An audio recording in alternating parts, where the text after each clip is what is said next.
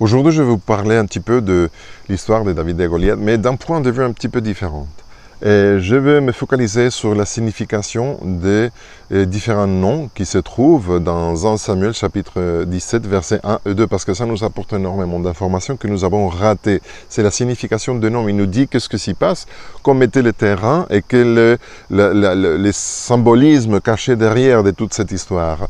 Et dans cet épisode, nous avons vu que, et je vous invite à relire plus tard 1 Samuel chapitre 17, versets 1 et 2, ils étaient dans un point de blocage où la bataille n'avançait dans aucun sens.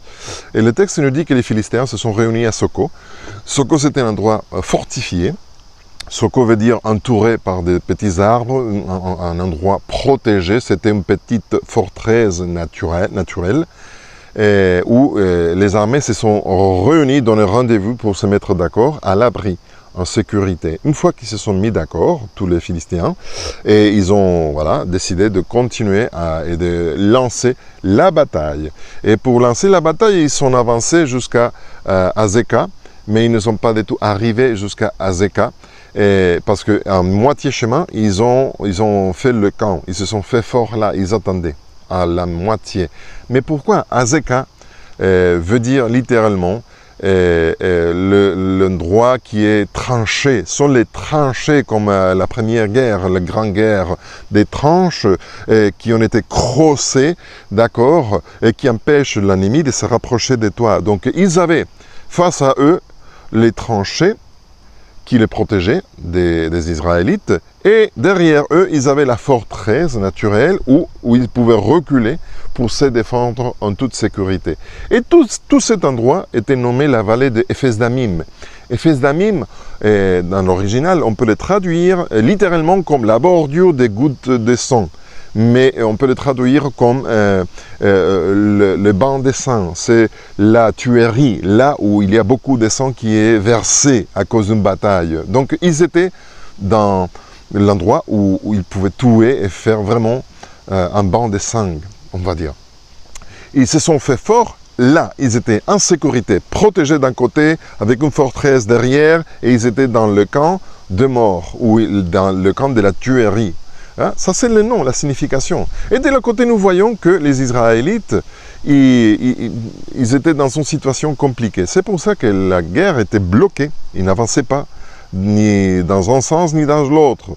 Et ils étaient, et dans le verset 2, nous dit qu'ils se sont réunis, ils se sont fait forts, entre guillemets, à la vallée de Éla.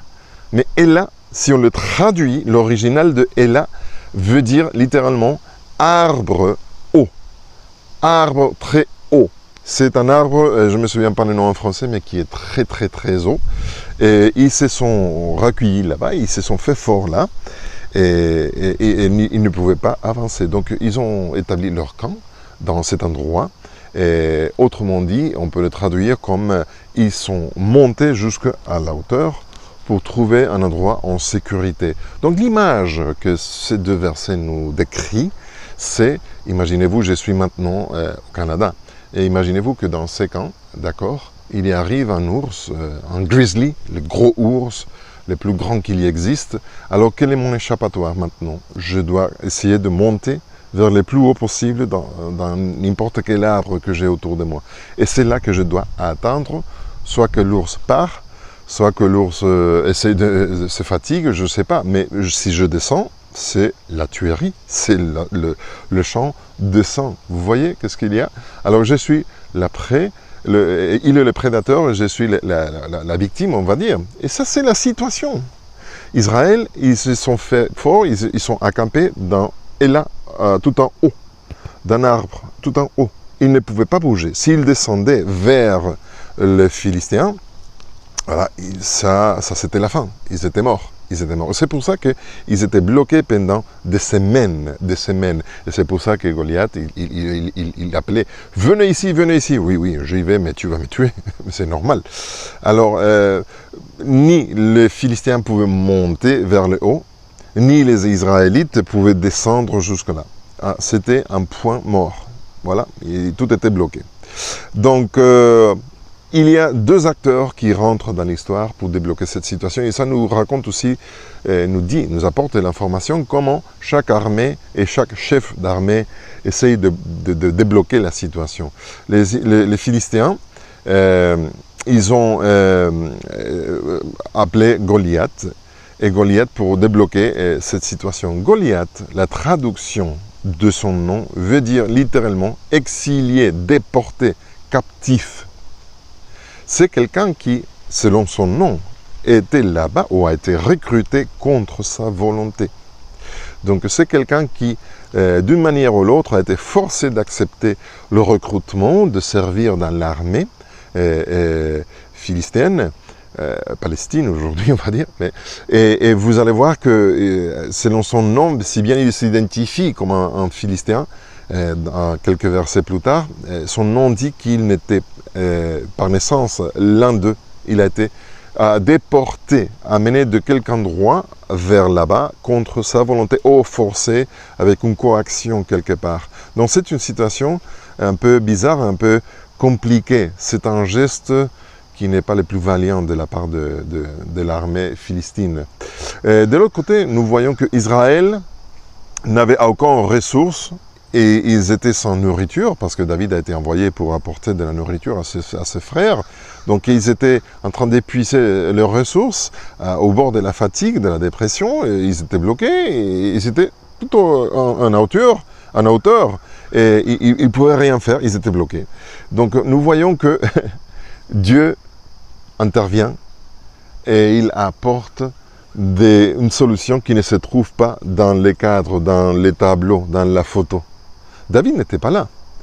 Dieu apporte quelqu'un, et la Bible nous dit que David était quelqu'un selon le cœur de Dieu. C'est quelqu'un différent, c'est quelqu'un qui, par ailleurs, son nom signifie le aimer, c'est lui qui aime, c'est lui qui est un ami. Et il était là pour apporter de la nourriture, pour renforcer, et voire même il ne savait pas qu'il allait débloquer cette situation, mais il a été envoyé quelque part ou quelque manière par Dieu. Il est un symbole de Jésus, tu vois. Alors, les Philistins, ils ont amené quelqu'un contre sa volonté, un exilié, un déporté, d'accord, mais Dieu a envoyé quelqu'un aimé pour débloquer cette situation. Et contre tout pronostic, la situation finalement a été débloquée justement en faveur des Israélites. Tu vois, ils avaient tout contre, ils étaient la victime. Et les Philistins étaient l'ours autour de l'arbre, qui était autour de l'arbre à l'attente qu'il se fatigue et il tombe pour les tuer. Et Dieu a renversé la situation, a retourné cette situation d'une manière absolument inattendue, d'une manière que finalement c'était la victoire contre tout pronostic en faveur du peuple de Dieu. Tu t'imagines ça? Ils n'avaient rien autour d'eux, ils n'avaient aucune solution. Et c'est Dieu qui intervient pour apporter quelque chose d'extérieur, d'imprévu, pour dire, voilà, c'est moi qui apporte la solution. Alors c'est comme ça que Dieu a trouvé la solution, c'est comme ça que Dieu a débloqué. Sache que ce même Dieu aujourd'hui est là.